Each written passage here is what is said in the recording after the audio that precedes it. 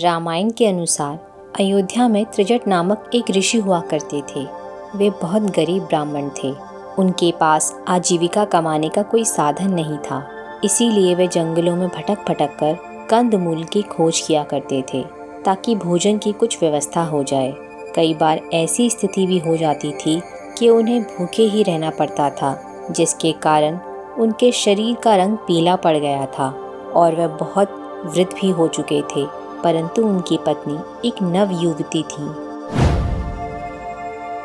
पूरे अयोध्या में यह खबर आग की तरह फैल गई कि श्री राम वनवास को जा रहे हैं और जाते जाते वह अपनी प्रजा को दान दे रहे हैं। यह बात जब उनकी पत्नी को पता चली, तब उन्होंने ऋषि त्रिजट से कहा कि आप श्री राम के पास क्यों नहीं जाते? वह राज्य में सभी को दान दे रहे हैं। क्या पता दान में कुछ ऐसी वस्तु मिल जाए जिससे हमारी दरिद्रता पूरी तरह से दूर हो जाए। ऋषि त्रिजट ने अपनी पत्नी की बात मान और वह फटी धोती पहनकर अयोध्या के महल की तरफ चल दिए। त्रिजट अयोध्या के महल में पहुंचे और वहां उनकी भेंट श्री राम से हुई। तब उन्होंने श्री राम से कहा, राजकुमार, मैं गर्ग्य ब्राह्मण त्रिजट हूँ। मैं बहुत ही दरिद्रता में जीवन व्यतीत कर रहा हूँ। मेरे पास आजीविका का कोई साधन नहीं है, जिसकी वजह से भोजन एकत्रित करने के लिए मुझे वन वन भटकना पड़ता है। मैं यहाँ आपके पास दान की आशा से आया हूँ। मुझ पर कृपा करें।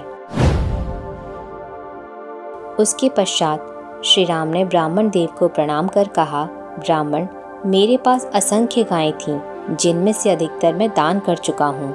अब मेरे पास केवल 1000 ही बची हैं। तो आप अपना ये डंडा जितनी दूर तक फेंकेंगे, उतनी ही गायें आपको मिल जाएंगी। श्री राम की ये बातें सुन ऋषि बहुत ही प्रसन्न हुए और उन्होंने अपनी पूरी ताकत से वह डंडा फेंका।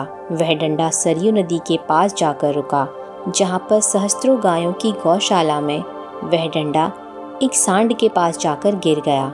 ऋषि त्रिजट के इस कार्य को देख श्री राम बहुत ही प्रसन्न हुए, जिसके बाद उन्होंने सरयू नदी के तट पर वह सारी गायें मंगवा ली जहाँ तक ऋषि त्रिजट का डंडा गया, और उन गायों को ऋषि त्रिजट के आश्रम में भिजवा दिया, जिससे ऋषि त्रिजट बहुत ही प्रसन्न हुए।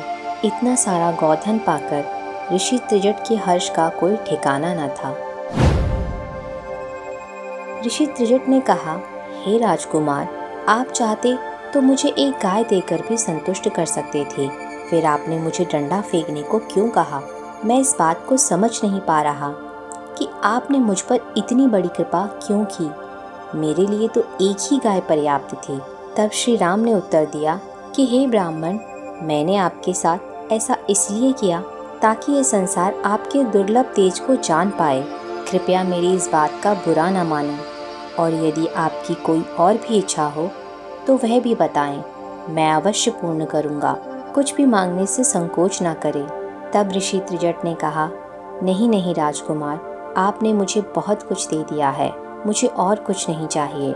उसके बाद ऋषि त्रिजट ने श्री राम को आशीर्वाद दिया और वे वहाँ से चले गए। अगर आपको ये वीडियो अच्छा लगा हो तो वीडियो को लाइक, शेयर और सब्सक्राइब करें और बेल आइकन दबाना ना भूलें।